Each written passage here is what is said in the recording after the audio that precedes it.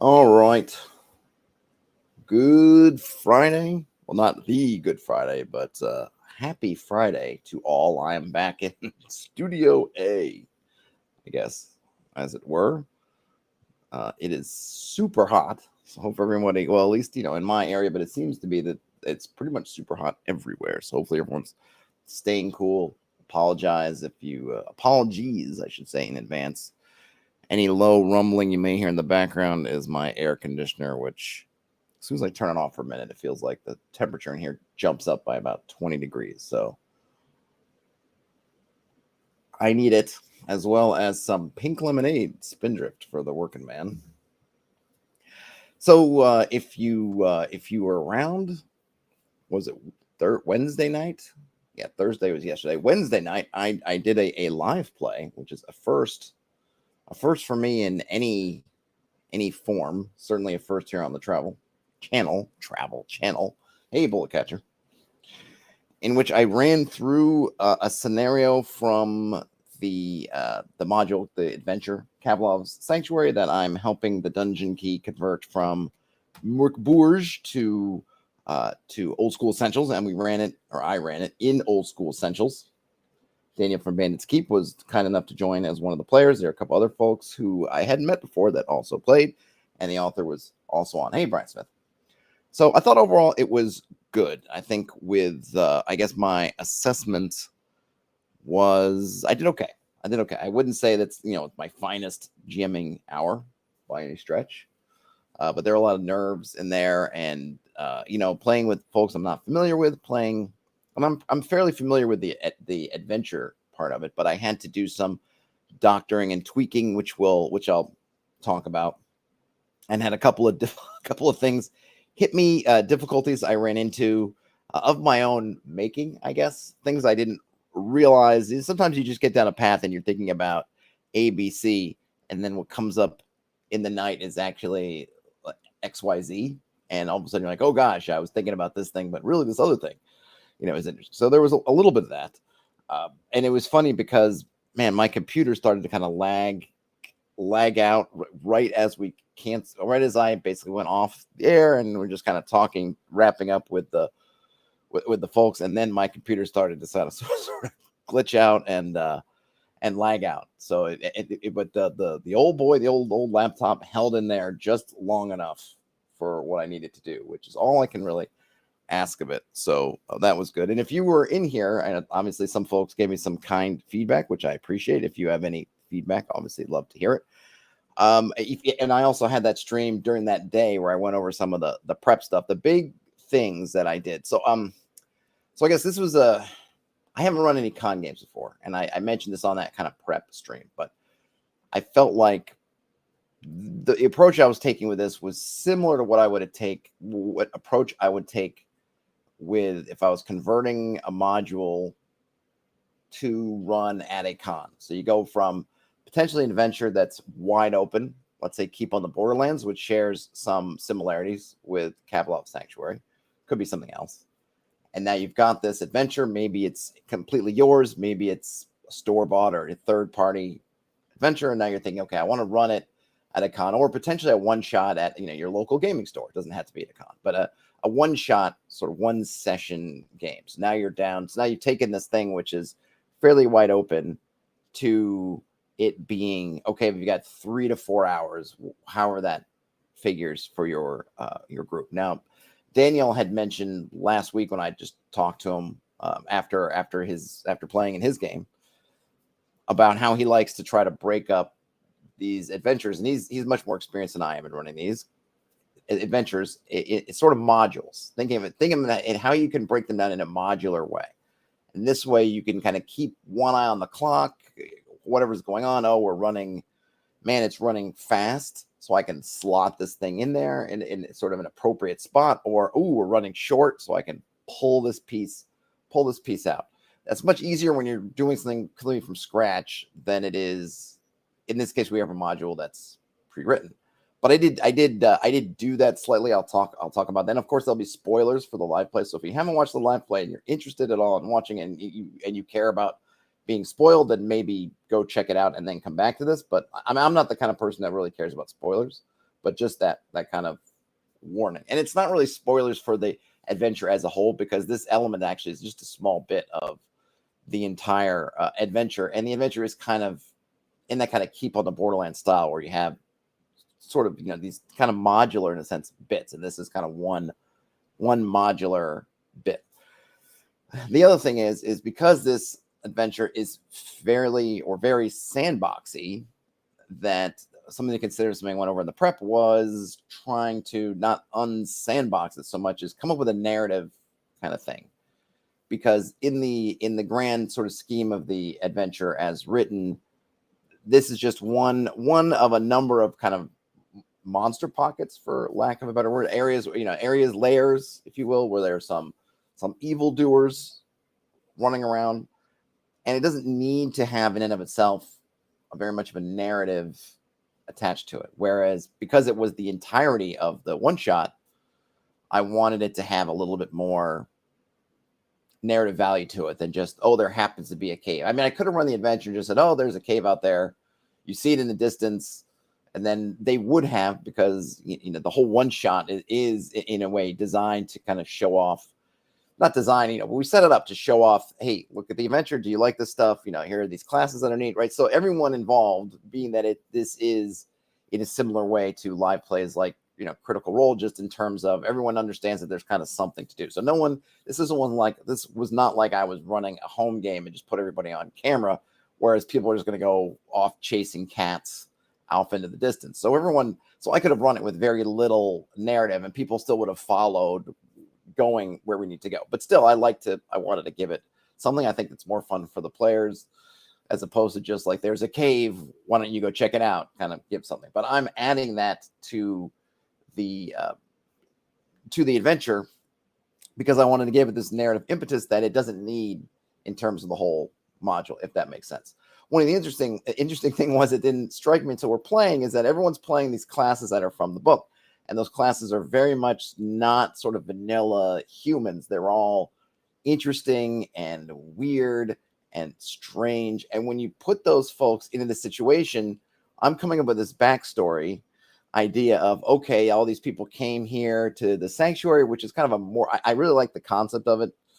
It's this place where you would come to mourn, you've lost a loved one, you've lost somebody you care about, or maybe your religion dictates that when somebody of a certain stature in your family or in your town or dies, that you should go undergo some rites. And this is a place you would come to take on those rituals and rites. And I thought that was kind of neat. I like that. So I wanted to play into that, and I wanted to have everybody kind of coming as part of this sort of a class of mourners, or a group of mourners. There's another word for group that I can't think of, but in any case, a group of mourners. And this is their kind of bonding backstory.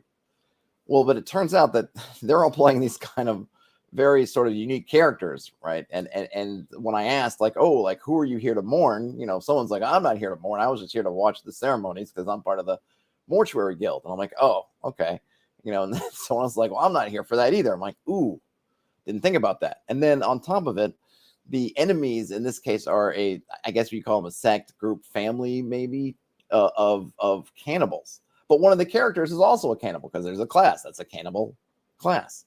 And so something Daniel pointed out after the fact was kind of like, well, we got these kind of evil cannibals, but then we're also with a good cannibal. So is cannibalism, is it just not evil? Like, why were those cannibals evil and this guy not, or why was this guy not evil? It's just kind of funny, because it's true. Because if you're looking at it from sort of a vanilla sword and sorcery thing, then these cannibals just being cannibalistic, kind of like, oh my gosh, right? That just puts them in the like evil things that need to be dealt with category. But if you actually have in the party a cannibal who is doing at least as, but I mean, at one point he's eating brains out of a fractured skull, then suddenly that concept of, well, are the cannibals bad? Like, are you bad? Should you be bad? It changes, right? That kind of, and again, it wasn't something that came up in the game necessarily, but it made me think about if I was doing this again, say at a con, I'd probably want to address. I did address a little bit. I didn't do it on purpose. I mean, I did it with a purpose, but not for this particular purpose. So I I played up there the sort of, I gave them kind of this, they have in the adventure already this sort of connection to this mouth thing going on, this kind of thematic with a mouth. And so I sort of enlarged that a bit. I emphasized it more, and I created part of the narrative about these visions that both the players had and then one of the NPCs had about this kind of mouth that's going to devouring souls and it needs to be stopped. And I think you guys should go stop it, right? You're very generic, quest. So there was something evil about them besides the fact that they were just cannibals. But it was kind of funny because I was looking at it so much from just kind of a human sort of normal person point of view that when we got in the game, so I'm like, oh yeah, like they're pointing out, like you guys that really, playing it through your characters, like, well, the point of view of this guy who Daniel's character is like the point of view of a guy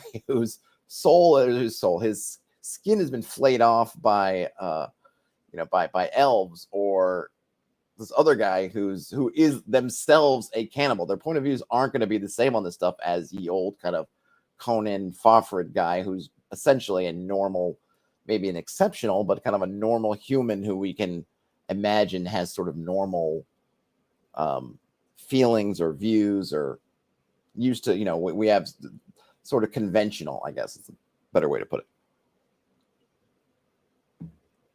So the setup wasn't maybe, it worked fine. I guess the setup worked fine. I think it knowing that we were all there for a particular purpose, I think helped that a lot. If at a con where you can't count on people, either you can't count on people kind of taking the bait in the way that you want, or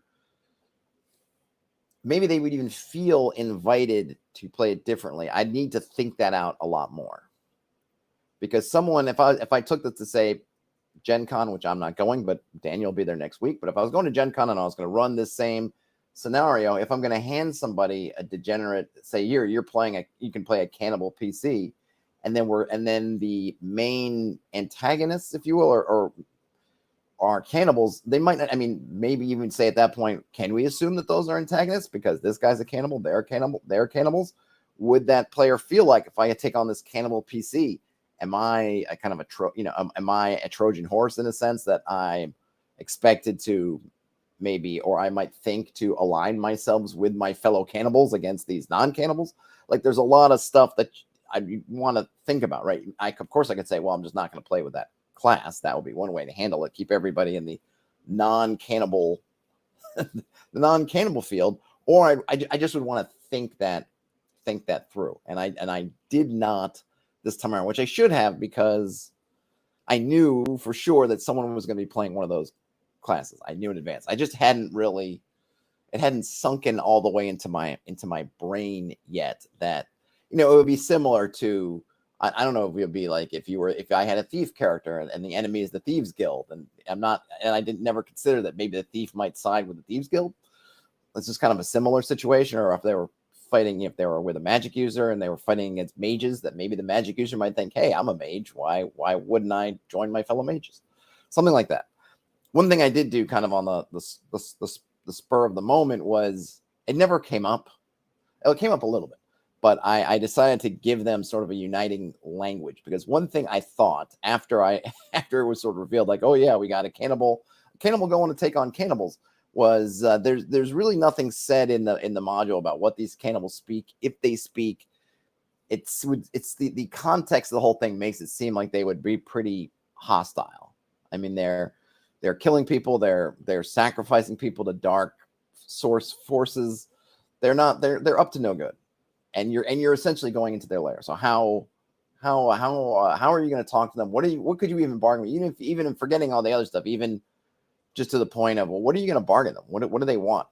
They probably don't want gold. They don't want anything to use it for. The priestesses are painted with gold in the module, but probably not a lot of gold. They're probably fine from what they take from people they kill, but they're not looking for conventional wealth. They have a lair already.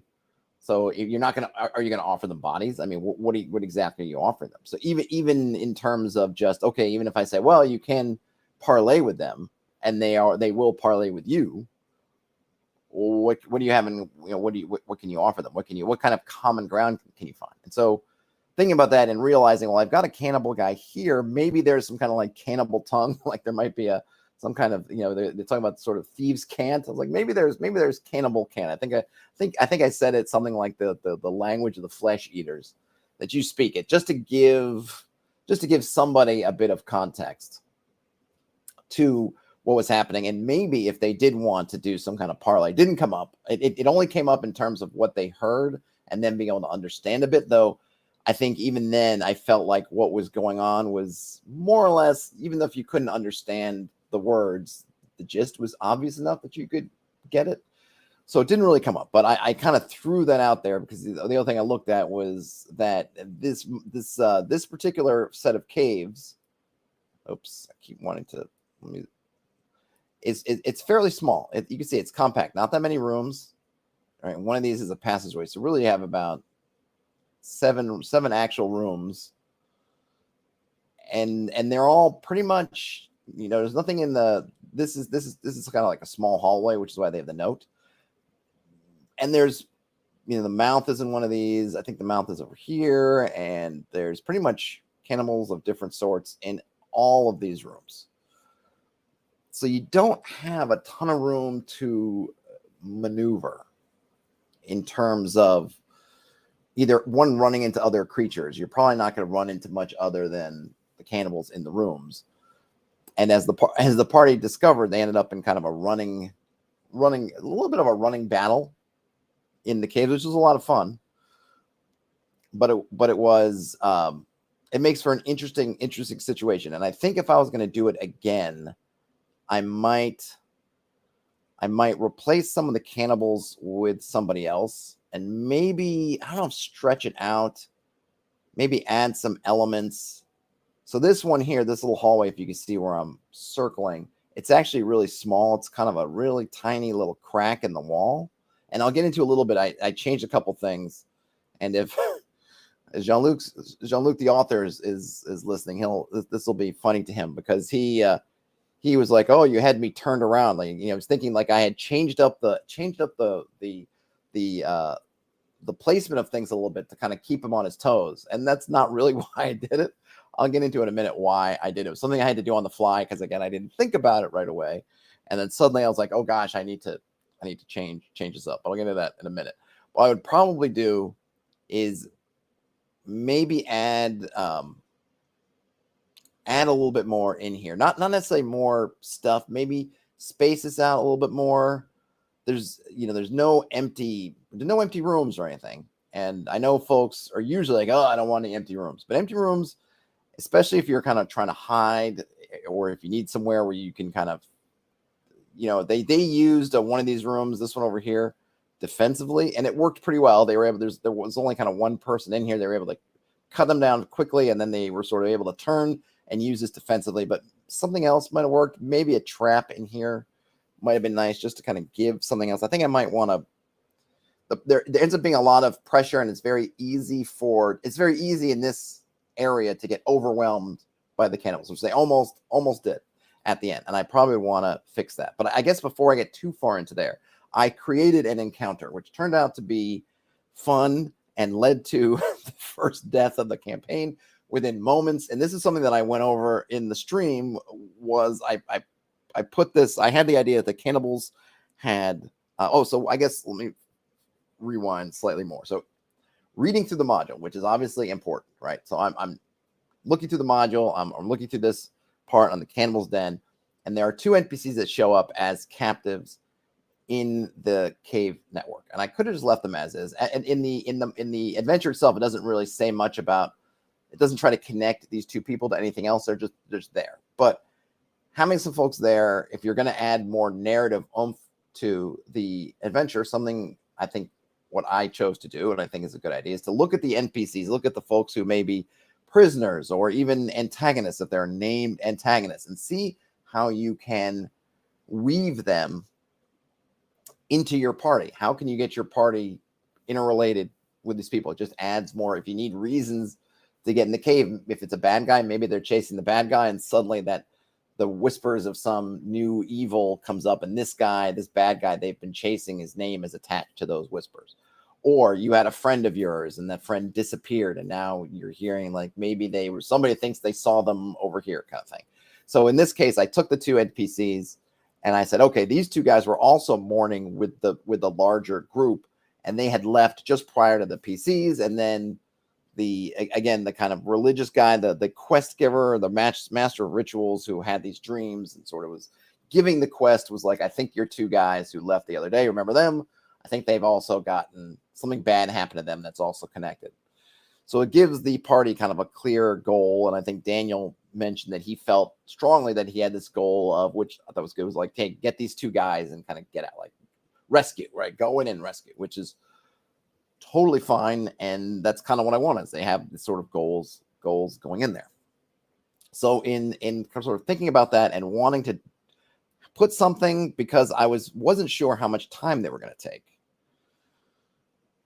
So I wanted to give them something a little bit fun, interesting, maybe give them some clues. I put something in this open area here, because the sanctuary is right here. You come on these roads, and then really it's only a couple miles before you get to where I think the caves are somewhere in here on this first at altitude line, first line. So it's not far. Each of these is 500 yards. So I think 2 or 3 of these is a mile. So I don't know, 1, 2, 3, whatever. You get the idea. Cut the middle, something like that. It's like 2 to 3 miles, maybe slightly longer to get there. So very, very short. So I thought, okay, let me put something out here. I could have rolled for a wandering encounter, or I could have just put a wandering encounter in there instead of rolling for one. Again, working on, let's say, a one-shot principle, I don't necessarily want it to leave it to the dice, because then the dice might not give me an encounter, and maybe I want it for pacing purposes. And I was just thinking today, I'm not someone who in a home game, I don't care about the pacing. I feel like that's way overrated for just a home game. I've never walked away from a session in just a campaign that I'm in and thinking like, oh, the pacing, whether it's good or bad, I don't care. I mean, I always want to try to end it on a good point, end it on a cliffhanger, end it when you've just completed something, if you can time it right, and not end it in the middle of a combat if you can help it. Other than that, I don't care about pacing. But in the context of a one-shot, pacing just in terms of trying to spread out the content you have to fill the time slot, not come in too short, not overfill. We mentioned earlier, the kind of modular thing I think is important. So I thought that because the caves are rather small, who knows what they're going to do? I thought it'd be fun and interesting and just add a little bit to have this encounter. Well, the encounter ended up deadlier than I anticipated. This is kind of another lesson. Just like I said, hey, I could have used a wandering encounter, but then maybe I roll the dice and I don't get the wandering encounter, in which case either I could just push it and do it anyway, then why roll the dice?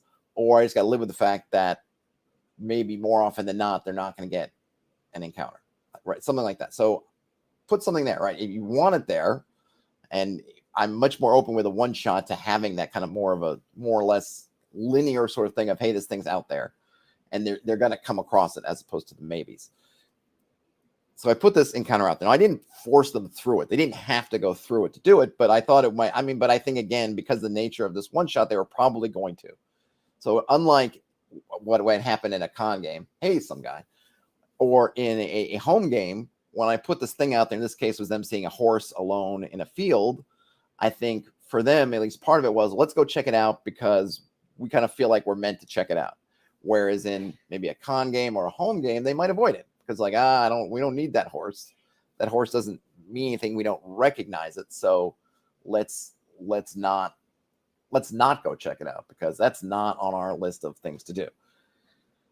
So I don't know ultimately whether this encounter would be effective in a game where folks aren't sort of focused on hitting the content that I'm putting before them. But in any case, they went and checked it out. And I had some traps around, these pit traps that the cannibals had dug and covered up. And they were using that horse to lure. It was a dead horse, and they had kind of had it rigged so it was standing up. And even with those little ropes that you couldn't see it until you were kind of right up on it to, kind of make the head go up and down so that when they were there using it, they could sort of crouch down in the grass. And then a couple of them could be using the ropes to kind of make it look like the horse was putting its head up and down. hoping somebody goes, hey, free horse, or hey, runaway horse, or either to get the horse back to its owner or to take the horse for themselves. They'll come investigate, potentially fall into some of these pit traps, and then it's on. So they weren't using this at the moment, but they left the horse out there and it was kind of there. So my plan was that, well, we'll roll like a 1 in 6 chance that you'll trigger one of these traps. And I thought that maybe on a 2, you'd kind of trigger it, but then sort of jump back. So you would expose the trap without having hit it. Otherwise, you just walk by it and you don't see it. Eventually, you would see some, because some have opened that they haven't reset yet. There's nothing mechanical here. They just have to, recover it, whatever. And there was a dead body hanging out of one of them that they hadn't done anything with yet. And there's a couple of other, and there's some stuff. So, well, sure enough, they come up on it, and I was waiting and I was listening for the kinds of keywords, the kind of key phrases of, is there anything suspicious? The horse, does it seem right? I think the only thing they asked was, did it have a bridle on it? And I was like, yeah, it does. It's set up. It looks like, horse. They didn't really do the checking. So I felt okay with then saying, well, you're in this kind of, I don't know, knee to waist tall grass. Everyone roll a D6. Tell me if you get a 1. Well, Daniel gets a 1. I'm like, okay, now tell me if you roll another die and tell me what you get. And I was like, Daniel rolls a 6. I'm like, well, you take 6 damage from falling into this trap as it falls up beneath you. And someone else did actually roll a 2, I think. And I talked about how they almost fell in, but kind of didn't. And that killed them. And so first point of contact with the forces of antagonistic forces, and Daniel's character is dead, which got a laugh.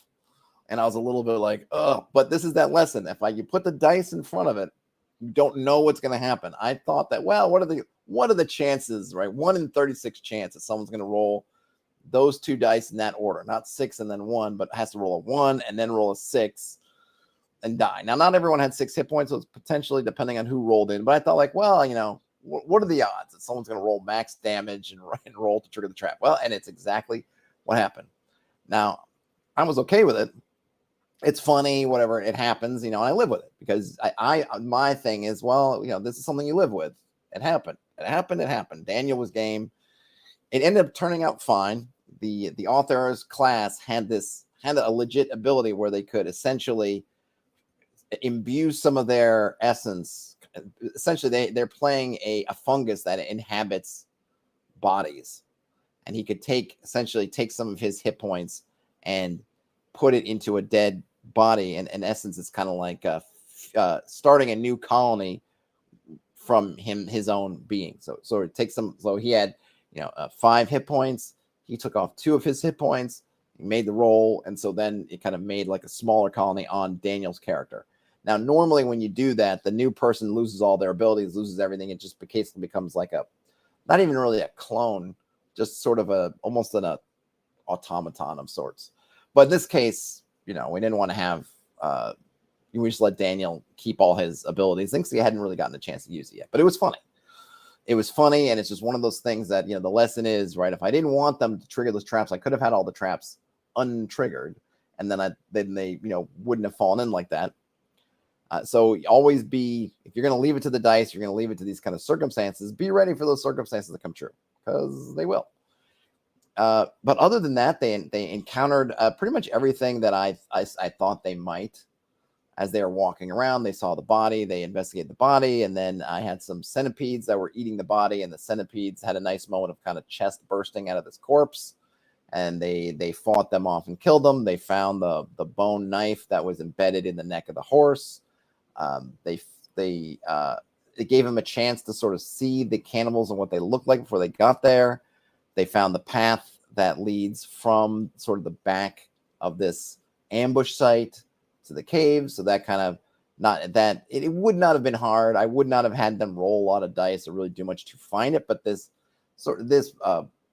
alleviated that need for them to really explore to find the cave, and I made note of like how incredibly brazen it is that they're really in eyesight of the keep and that they set this thing up and were using it. So just kind of showing sort of how emboldened they'd become. They found the gold flecks, and some of this is, I gave to them because I wanted to have this information. Wait, did they find the gold flecks? I think they did. There's something else that I couldn't see a reason to give them because they didn't really explore. I can't remember what it was. What was it? They got the footprints. Oh, they didn't find the torn scrap of human skin because they didn't really investigate the grounds.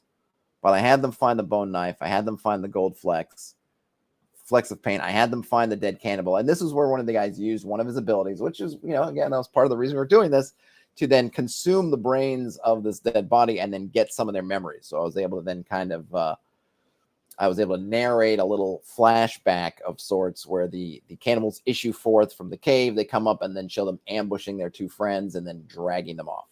So that was kind of fun. So then also that, I mean, that's a nice ability. I mean, it's gross in the way it's done, but it's a nice ability because it's essentially it's like it's like it's almost asking the GM, give me a quest hook, you give me something. There's asking for information.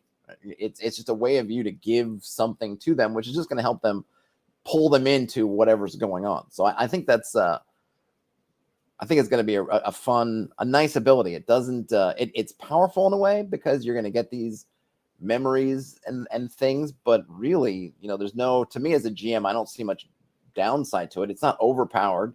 It's not like the player is just going to get this kind of just get a passive view of what has happened, but that just is a way just to give more information if they use it.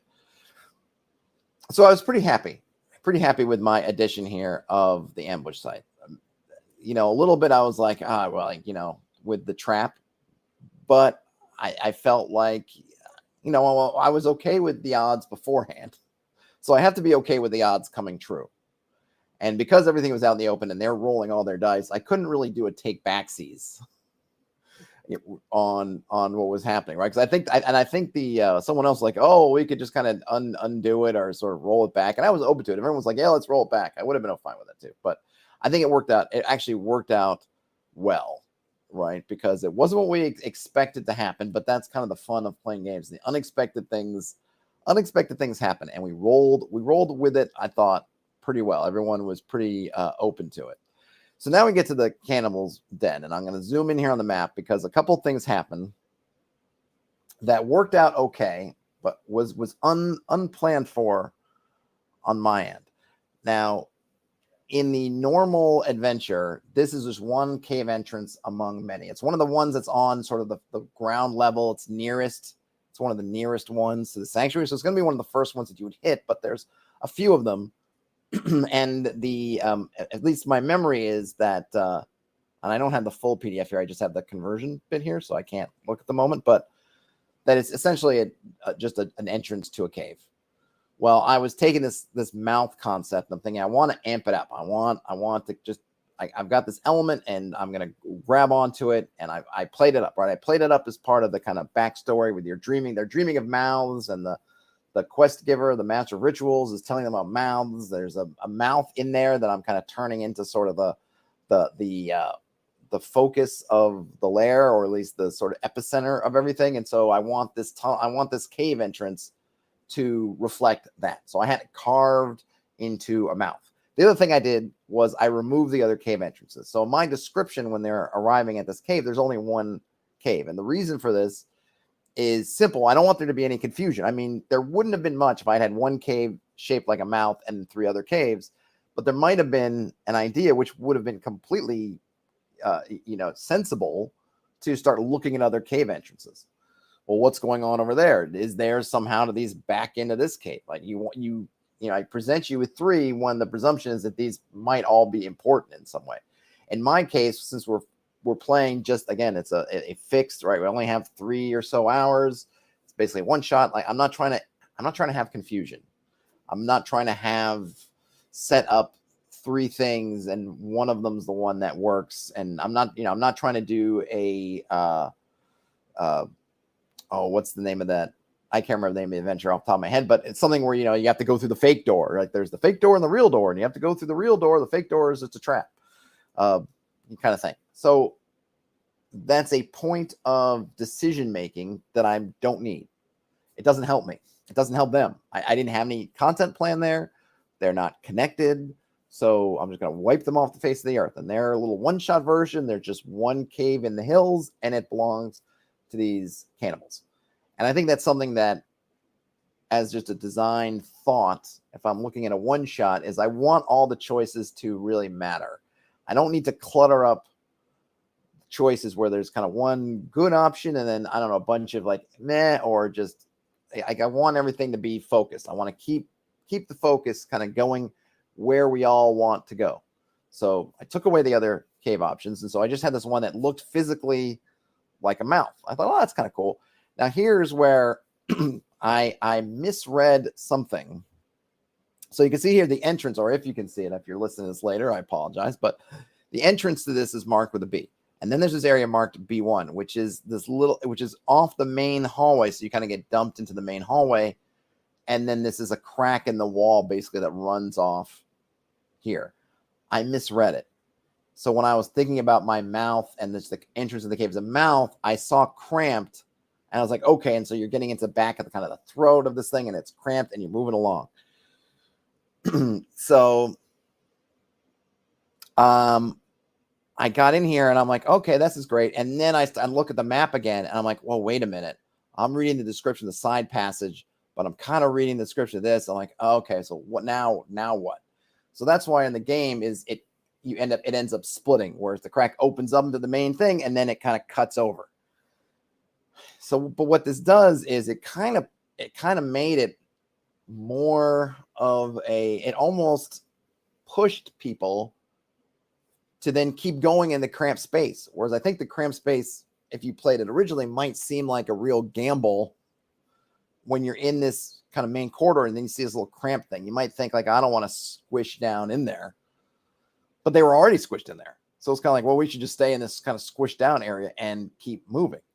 And I mentioned how one of the things I mentioned was element of smoke. There's a tannery down here. And so I was talking about, there's another thing I talked about during the prep stream about playing up the smoke, playing up some of that. I like to try to do sights and sounds and smells and all, like, okay, play it. So I was a lot of smoke. And so I mentioned like down the side corridor, it doesn't seem to be where the smoke's going. The smoke's coming out of the main thing. So it even made more sense for them to keep in the little squished area.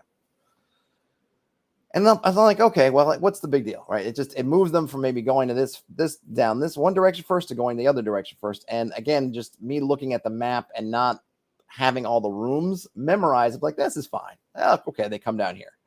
And there's a secret door here, but I reasoned that in the moment that the secret door was kind of secret from the other side, that if you're in this room that's marked B7, this would be kind of covered up. But from this little crack area, it wouldn't be. I don't know. You know what? I haven't even looked to see if I was correct or not in terms of if that's true. But that's how in the moment, that is how I played it. So they just bust out through the segment of the wall and end up in this B7 area. And hey, great, right? Sure, fine. So they're in this room. But then I decided, like, okay, so I'm getting my bearings of where they are. They're exploring this room. Let me look ahead. Let me look ahead to room marked B8. And that's where I suddenly went, oh no, because room B8 is where the mouth is. And now I'm thinking, drat, because we're very early into the one shot, right? We're very early into the session, and the mouth room. See, normally in the normal course of this, it doesn't matter because the mouth room is really interesting. It's probably the most interesting thing in here, but it's not in and of itself has super big importance. I had given it super big importance because the whole narrative revolves around the mouth and the two captured people. And suddenly I'm looking at it, and we are not very long into the session, and they are basically one door away from the mouth. And from what I can hear from the discussion is they're leaning very heavily towards going into that room. And I'm thinking, oh no. Nope. Can't do it. So I start scrambling around for what can I put there instead.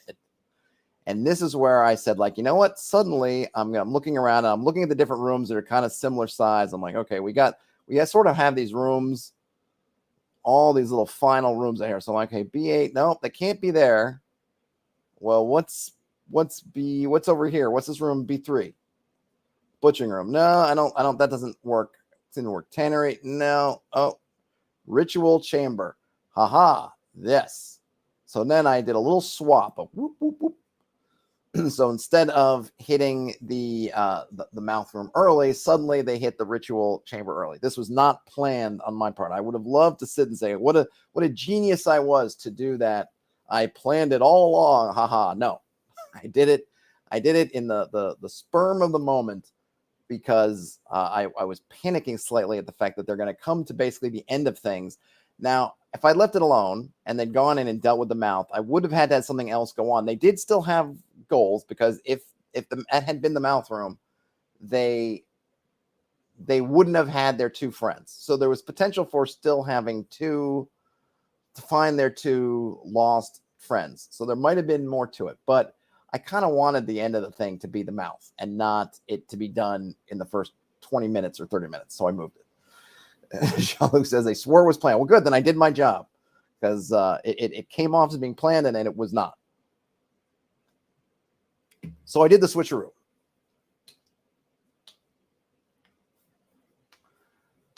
General Nelson, because it was Theater of the Mind, I thought I misremembered. Yeah, and that's a nice thing with Theater of the Mind, too, because if I battle mapped this whole thing out, well, so here's the thing. If I had battle mapped it out, I might have realized it early and fixed it.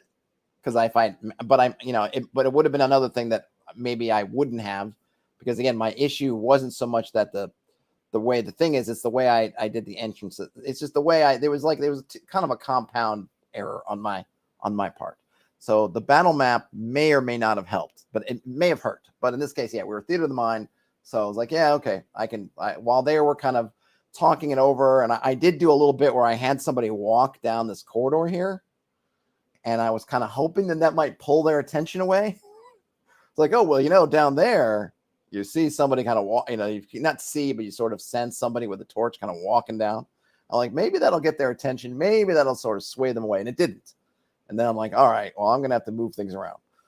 It turned into a really fun moment. Daniel. So the ritual room is basically where they're about to sacrifice one of their friends. So that worked out great in terms of like, here you're seeing one of your goals is right here, which is one of your friends who's a captive is there, and they're chanting, and they're about to slit the throat, and and Daniel comes in, and his character is one of his abilities is basically creating like an area of darkness that just happens to really just exactly fill this space. Not necessarily the space as it originally was, because I swapped rooms. This now in being in a 20 by 20 space fills it up perfectly, causes mass confusion, and he's able to essentially use kind of a misty step type thing where he's able to he can see through the dark. So he's able to run through the dark, grab the guy, and then kind of misty step out. And it worked a charm. And then sort of old school tactics came in where they laid oil down in this area right here, and then lit the oil on fire. So you have these guys in magical darkness, and the few of them who stumble out end up in fire and then fleeing back into the darkness. Really caused a lot of confusion, which was good. And then they came down, they ran down the corridor, came out here, and then this I was pretty much running as is. One thing I would have done probably differently, because I think I mentioned this before, I think looking at it now or looking at it after I've run it, I'd want to I want to say spice things up. But I think there was a missed opportunity for me here with the painters. One of the things I looked at is in the you have all these different cannibals, and I wanted to kind of give them some different vibes to them, not necessarily a bunch of different abilities, but just different vibes. So I talked about how the cannibals that were working the cannibals in the tannery were wearing sort of smocks. It's kind of tanned humanoid tanned leatherish smocks. And then here these guys in this area here are painting on this wall. They're painting these kind of magic mouths on the wall, and they're sort of they look like these kind of demented painters. They've got paints in fragments, using fragments of human skulls as bowls, and they've got these kind of bone and hair paintbrushes, and they're just painting away kind of thing. But I think that I thought of this afterwards. I'm like, I should have done this. As I was kind of like that because there's an effect on the paintings, and I didn't play it I played it a little bit easy on them because there is a magical effect. You're supposed to save, and then you can essentially, what is it? You get enfeebled. You can't, your carrying capacity down. All this stuff goes down. And I didn't have them all roll the save. I only had one person. I think it was Daniel's character again rolled save because he actually really engaged with the paintings. Some of those people just kind of ran by, and I felt like I didn't want to just have it like on the run. I wanted to have it more like you engage with them. But to me, the missed opportunity was that the stuff with the carrying capacity, and that's fine. But I think I would have liked to have changed it to where if you engage with the faces and you lose your save, then you start wanting, all you want to do is paint, and you become one of the painters. And then maybe you can get dispelled or something else to snap you out of it. But then you just become obsessed with the only thing you see is painting. And then instead of those being the cannibals that are painting, they're other victims that are painting. And it might have been interesting if there had been a third NPC, or because, and the reason why I say a third one is like there are two NPCs they're looking for. One of them is in the ritual room, which they found. The other one they were going to find in the butcher room, the butchering room down here. And there's a fun moment because that NPC is pretending to be dead underneath a bunch of corpses.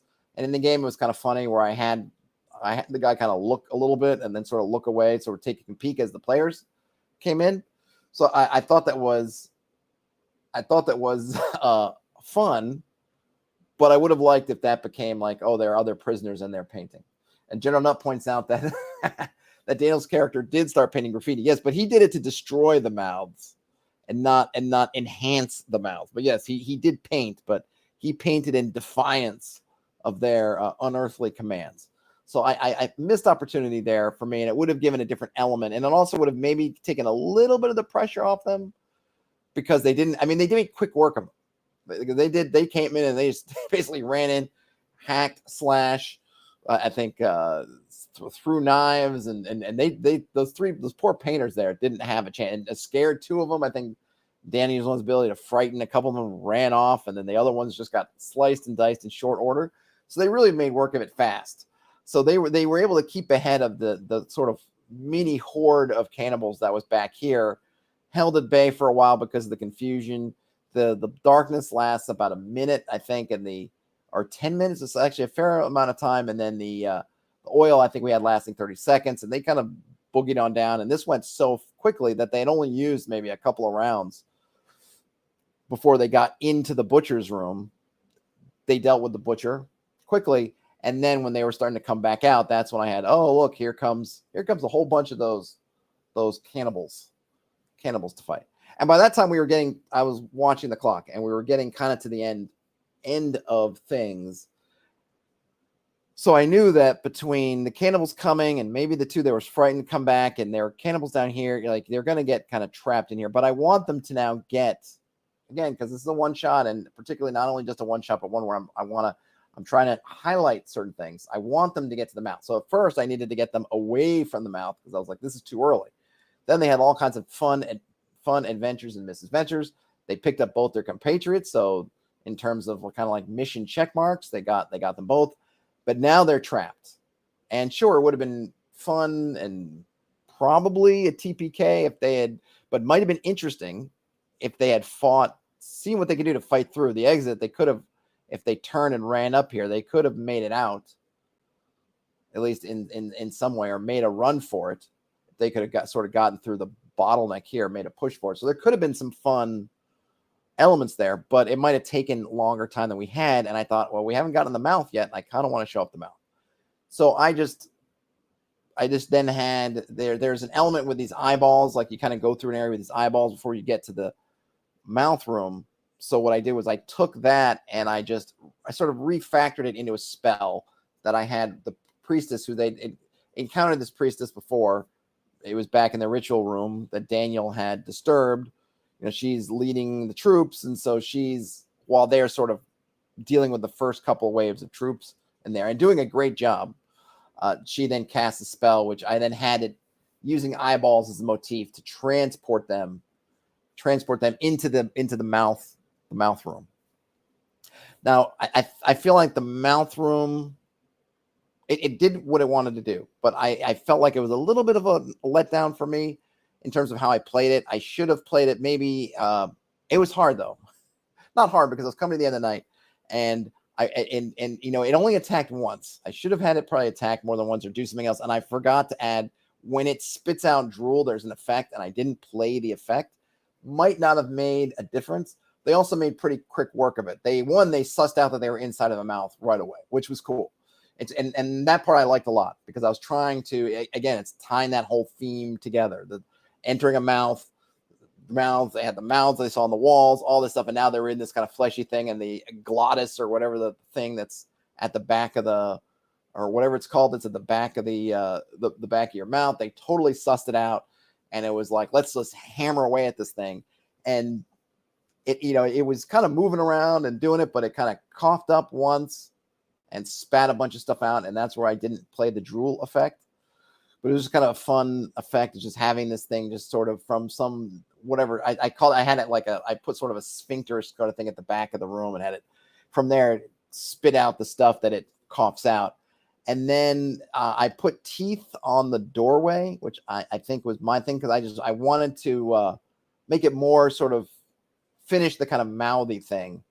And then you know, the tongue attack, which did then kill someone and drag him away. So we did lose one there. I think I want to say that I would have liked to have made it a little bit more, amp it up to make it a little more challenging. It's hard to say, right? I'm someone that likes to kind of play it as you anticipate it. So once you kind of set the stats, you kind of set it and not tweak it up. But given that this, you know, is partly is not just a game, but it's kind of a highlighting game. I maybe should have done a little bit more with the mouth, but it was the end. I think everyone really enjoyed it, and when they finally cut off that thing, it then transported them out, which gave them sort of I guess I would call it a partial victory. They didn't totally solve the mouth, but they did get their two guys out, and they got to see actually, I think, everything in the dungeon. They didn't really, so because Daniel kind of crept out. He jumped through the teeth, got to see this area here. So we got to see it. They had looked at the tannery room, but didn't go in. So they got to see everything that was there, got to sort of interact with everything in some way. They got all the big hits. So I was really happy with that. You know, again, if I was going to run this more times, I would keep refining the sorts of things I was doing. Maybe I would change the way I add when I talked about adding that wilderness encounter. Maybe I would change that up a little bit, depending on what I felt like. You know, it's a 1 in 36 chance someone's going to fall to their death, but maybe you think, why do I want someone to fall to their death within 30 seconds of playing? You know, fair enough, but it also kind of sets the stakes. And I like sometimes when, you know, you're learning the rules, and it's before if you know, for a one-shot or a campaign game or a sort of a con type game, you haven't gotten attached to your character yet. You've probably just been given the sheet. So if there's a time when killing it, that character is going to be the least bad, maybe the beginning's fine because you just barely looked at it when something bad happens and you're like, okay, hand me another sheet sort of thing, as opposed to maybe when you get to the end, it feels different. It's not necessarily a bad thing. It's just a way of feeling it. But I don't know, maybe I would run that a little bit differently or omit it altogether, depending on what's happening. Though I also feel like there'll probably be some folks that will look at, you know, in a different circumstances would either take more care with that or just bypass it, which would be really fine. So the things that I think I've gone through a lot of stuff that I would kind of tweak or maybe do a little bit differently. You know, I think as a GM, you kind of got to think on your feet. I had to think on my feet a couple times. Obviously, it worked out okay because even the author didn't know that I had just goofed and switched stuff on the fly. So I feel like mission accomplished on that one. Nobody saw through my charade in terms of switching out those rooms, which is always good when you can freelance and not get caught, so to speak. I'm trying to think if there's anything else. I might have named a couple of folks. Maybe had put a high priestess in there. It would maybe be interesting to do something with that. I'm not sure. They didn't end up talking to anybody, so it worked out fine. I think like having some kind of trap in here, especially since we already had the kind of pit trap call out, them having sort of a pit trap in here. Again, in the book version that outside encounter doesn't exist. So that the concept of the pit trap as a theme, it doesn't exist. But having added it there, having it in one of these entryways, maybe up in here, might have been a good kind of callback, if you will. Like I would have changed the painters up. I think one thing that was really interesting. So Daniel and I, we talked about it. I think we talked about it a little bit as a group afterwards, and I was at Daniel's game yesterday, and I talked to him about it. And, having the different characters, these sorts of characters is interesting because they are, compared to your vanilla OSE characters, like these characters are strong. They got a lot of abilities kind of off the bat, right? Off just from level 1. That, fighter, it's got nothing, right? Fighter's like, oh, I can just hit, right? Even a magic user's like, I got 1 spell. These guys, depending on the class, might have 4 or 5 different things they could do, a la, say, a thief, but they're probably more powerful than your thief abilities, which are kind of niche. Climbing stuff, hiding in shadows can come in handy quite often, but maybe not as applicable across the board as what these things can do. All that being said, and they did use some of these things to great effect. So Daniel's character was, not rejuvenated, but basically brought back from death.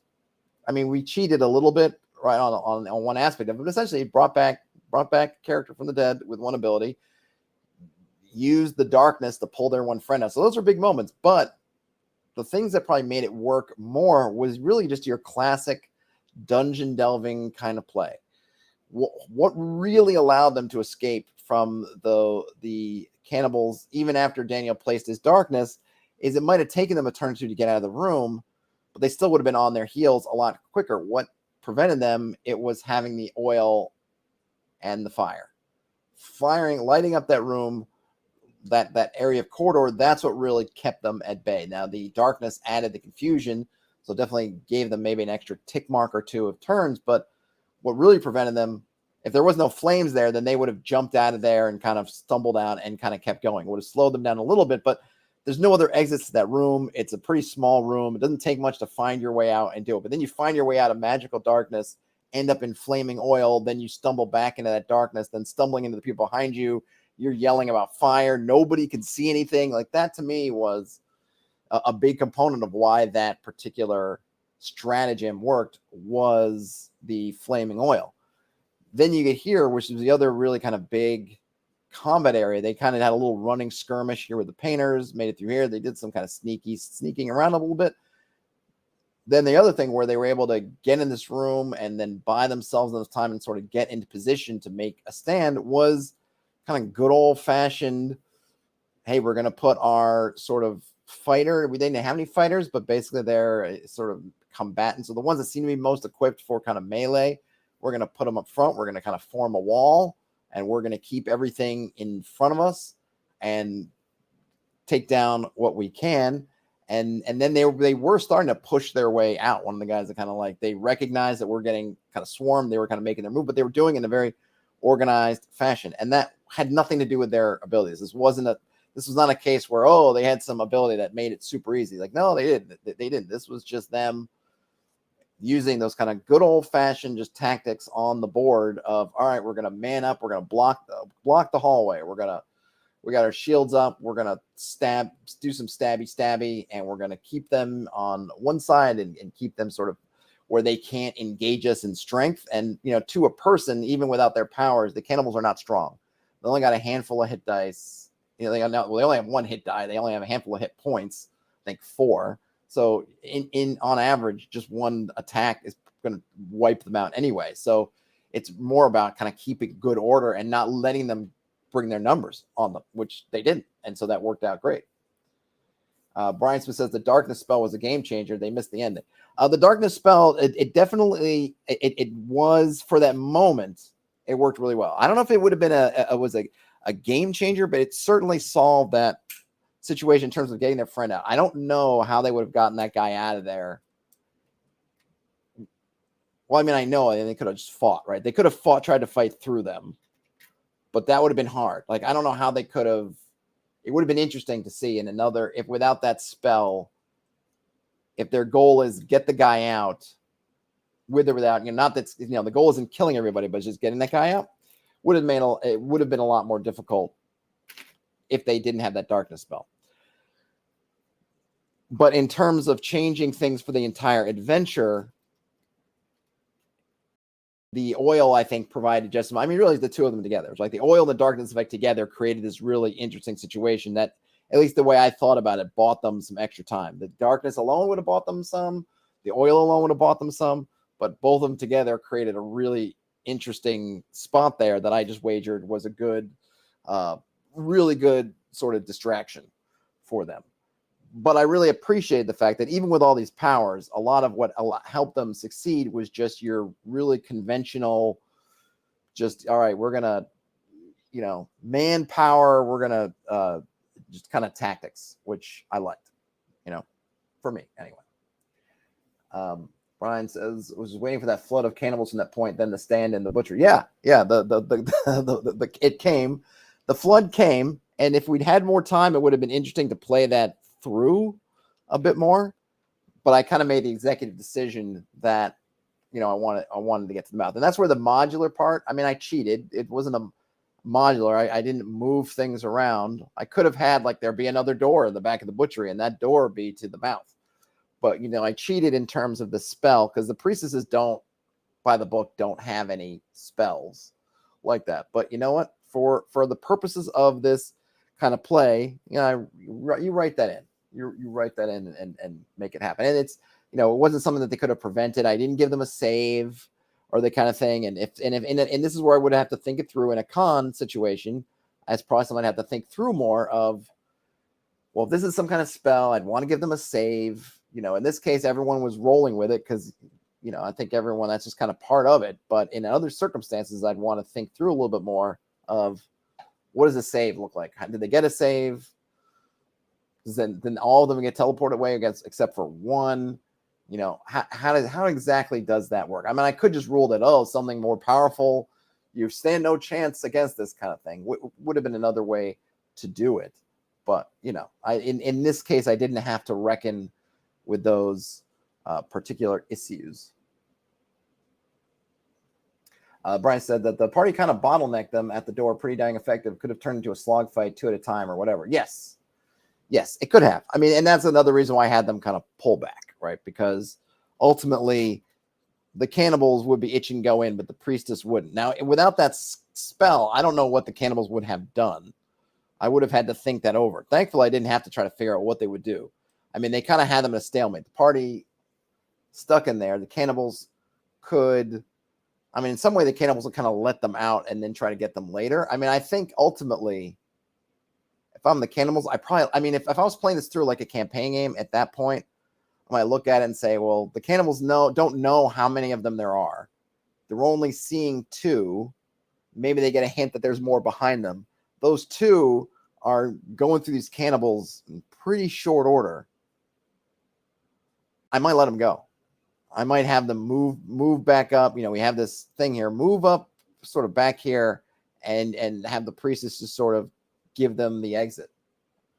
And then lick your wounds and fight another day. Might be how we do it. And now the cannibals, if they had no leadership, they might not think that far ahead or just get scared, but that might have been what they could do because they really didn't have a lot. They really had to hope for hits.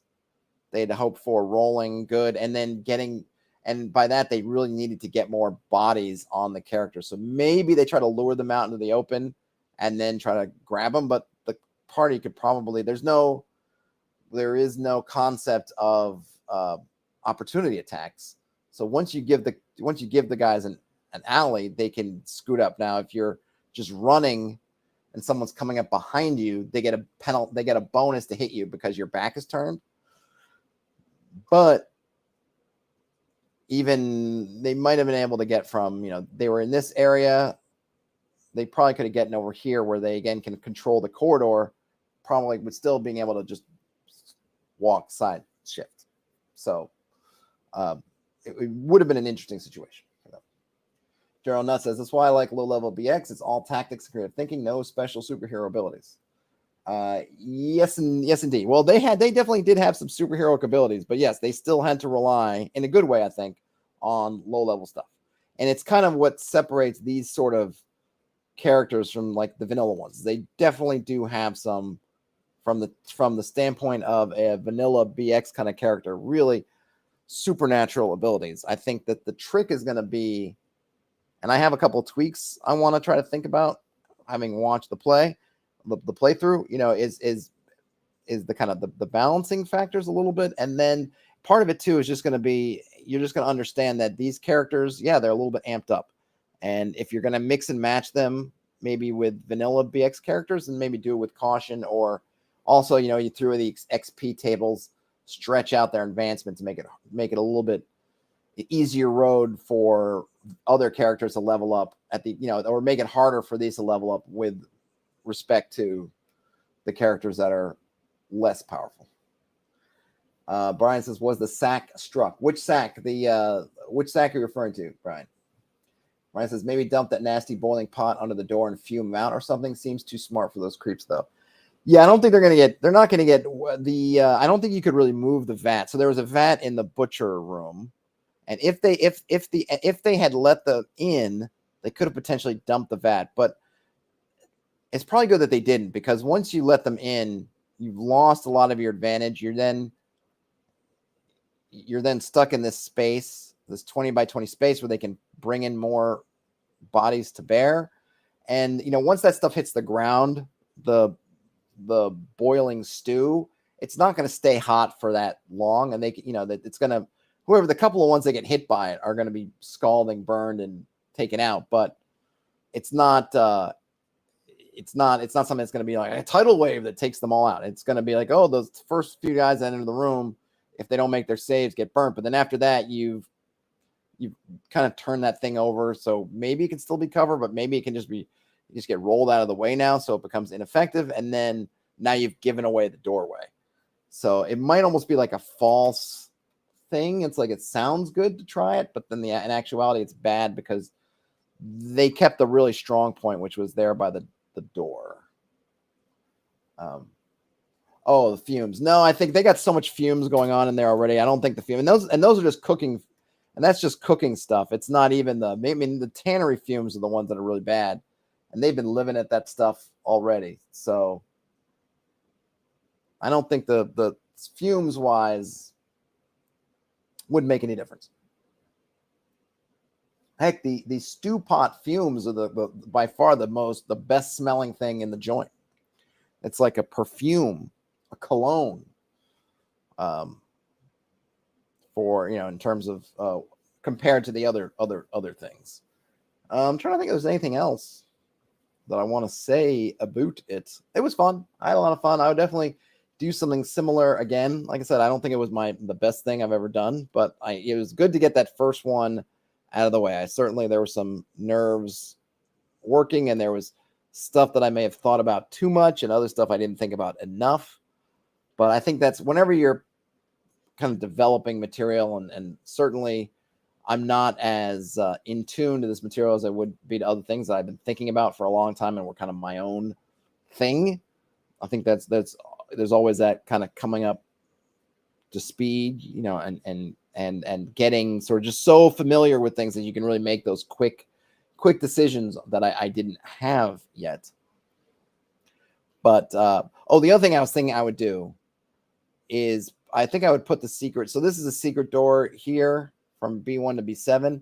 I think I would move that secret door entrance over here and have it be that this crack has been sort of papered over or something hiding it, and go that way.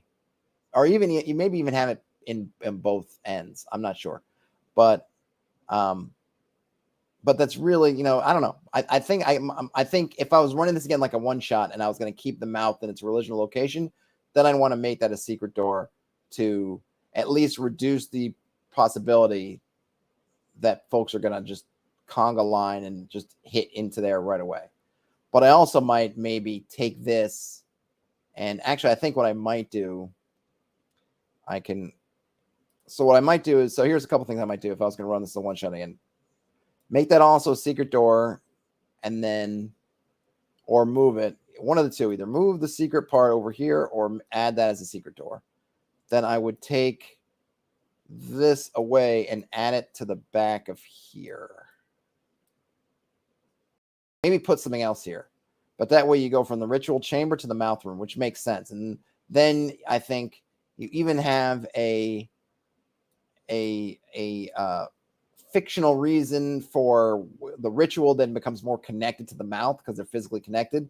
You could even narrate how, say, the priestess kills the victim and then tosses them into the mouth, which then chomps down menacingly and then opens up and vanishes. Would have been fun. So I'd probably and maybe add something else, some other element here. Or maybe even if this is not going to be a secret door anymore, like the crack is evident, or maybe it's hidden behind some bones or something. It might be another, have something else maybe back there. Brian asks, you missed the beginning of the stream, Brian. How did the battle site clues go? Hey, Ian. The battle site clues went pretty well. They got most of them, I want to say. They didn't get, which ones didn't they get? They didn't get this one. I was, so some of these are fairly obvious. When they went to check out the horse closely, or no, one of them was going to use so one of them went up to the horse to use one of their powers on the horse. And it made sense since they're mucking around in the horse that they're going to find the bone knife. So they found that. I think I just gave away the flecks of gold paint on the grass. They found the dead cannibal, and they fought off the giant centipedes.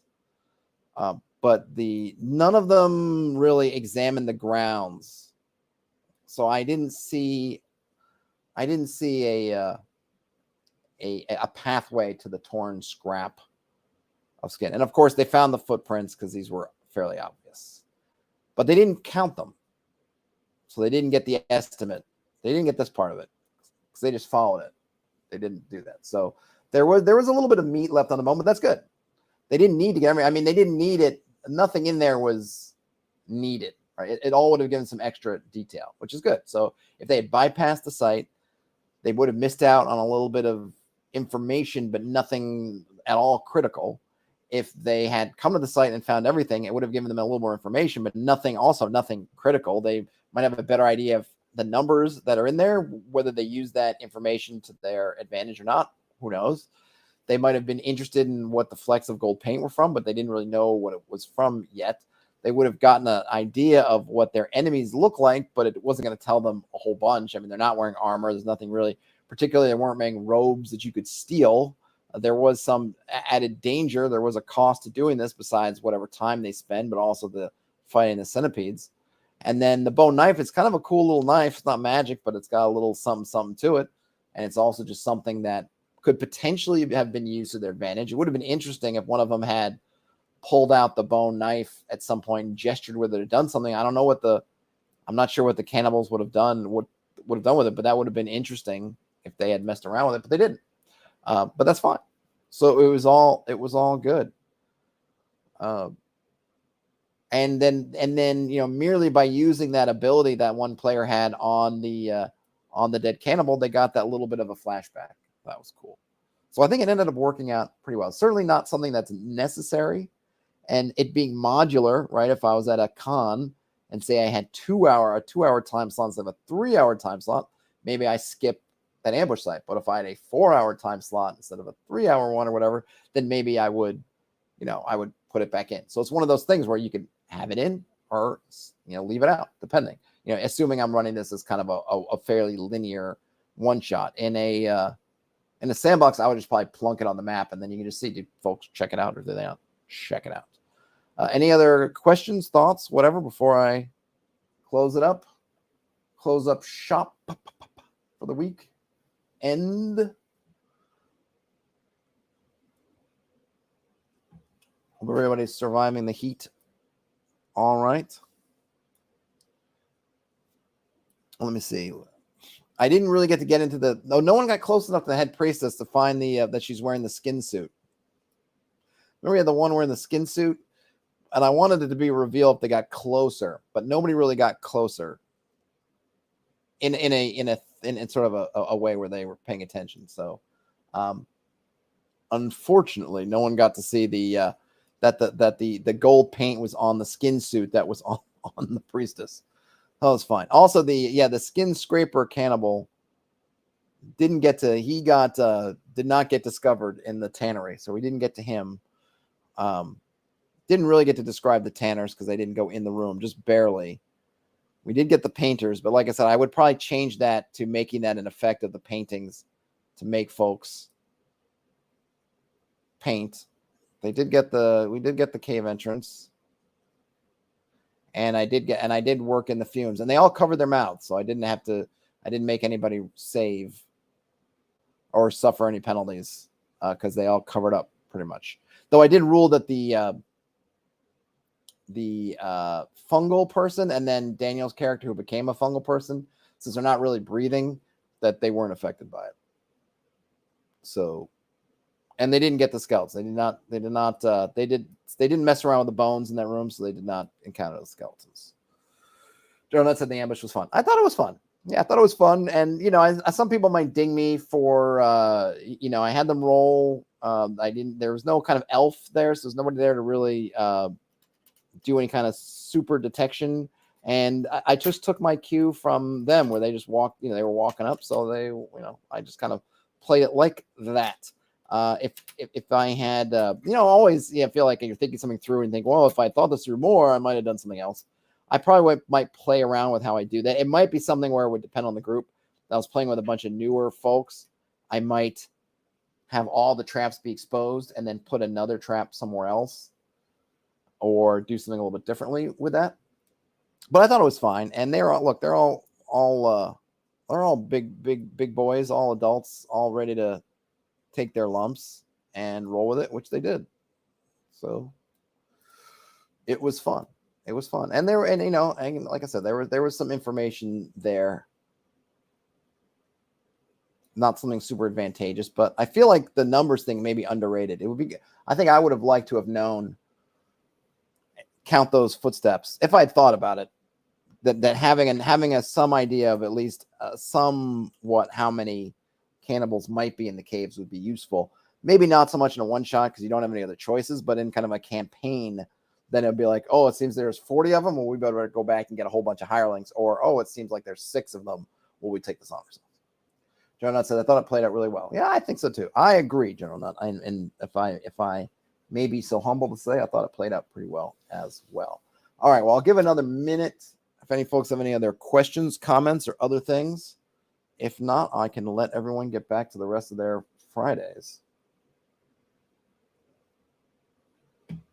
Oh, I guess played in Daniel's game last night, which was fun as always. We fought some kind of undead alligators or crocodiles or something, which was good. We made our way. We're like going into the bones of a dead god, which is really creepy and fun. It's in this kind of swamp.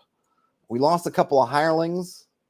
And I don't know if it's just these hirelings or in general how they name their hirelings, but they all have names, which I really like. I think it's really cute. The names are basically kind of adjectives almost. So one of them was named the Diplomat, and because he had high charisma. So I don't know if he called him. I don't know if Daniel named him the Diplomat or just as a nickname they named him the Diplomat. But the Diplomat went down in the swamp to these kind of stilt kind of creatures with really long, stabby spear-like legs, and he went down. And then there's another one called the Treacherous, who wasn't at all treacherous to the party, but I guess he could be treacherous to their foes. He was actually the most loyal of them. He also went down, though my character benefited because they both had +1 shields and I did not have a magic shield, so now I have a magic shield. So but pour a little out for the Diplomat and the Treacherous. Oh, Brian asked, did we use a map? No map.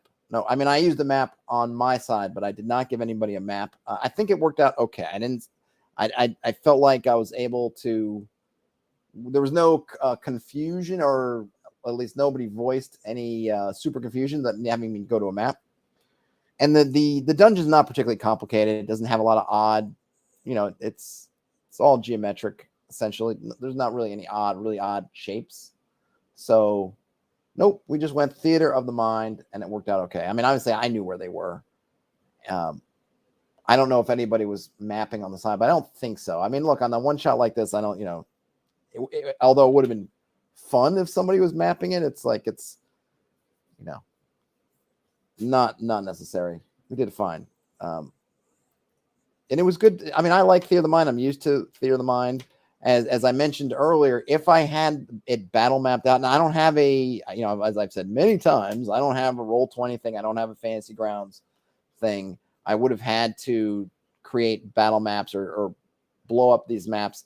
And then because I swapped rooms on the fly, if I had used pre-done rooms, that might have been a lot trickier. I probably could not have done it without pausing the game, or I don't know how I would have done it if I'd used, because I probably would have, if I made kind of a battle map, I would have populated the rooms with stuff and done all that, and then that would have made it really hard for me to do the kind of hot swapping of rooms that I did. Because Brian, I don't know if you might not have been on the stream when I mentioned it, but I swapped these two rooms around. So this room marked B8 here was originally the mouth. I moved it here, and I swapped it with B6. And if I had battle mapped these rooms out, I'm not sure how I could have cut and paste them basically without anybody noticing it, and without it forgetting even people noticed it. If I just went, like, I don't know, went to a different view so that they weren't looking at the map, I still would have had to spend, I'm not sure how many minutes doing whatever I needed to do, which would have kind of killed the flow. I think if I had been like, oh my gosh, hold on, as I go and I switch apps to hopefully bring up Photoshop without just destroying my laptop or trying to do something else and then spitting out another map. I don't know. It would have been a mess. Now the upside is maybe I would have figured out where I went wrong earlier, but I don't think so, because the mistake I made wasn't in the prepping part. It was in the execution. So it might have been too late. Gentleman that says, what I do, use graph paper as the map and let the players do it old school so they draw on it. Yeah, no, I am totally, on my home game, I'm totally about the players mapping it. But I know that folks, for live plays and things, are used to having, Fantasy Grounds or Roll20 or sort of something visual there. But we didn't have it. I didn't even think about it because, like I said, I don't use them. I don't have memberships or whatever. I don't have assets. I wasn't, I mean, if I had the thing, maybe I would have made the assets for it. It's not like I couldn't have made them, but I didn't have it. So didn't even occur to me to make them. And I think it worked out fine. But yeah, if I had battle mapped it up, that might have actually tripped me up instead of helped. Any last things? Again, last call.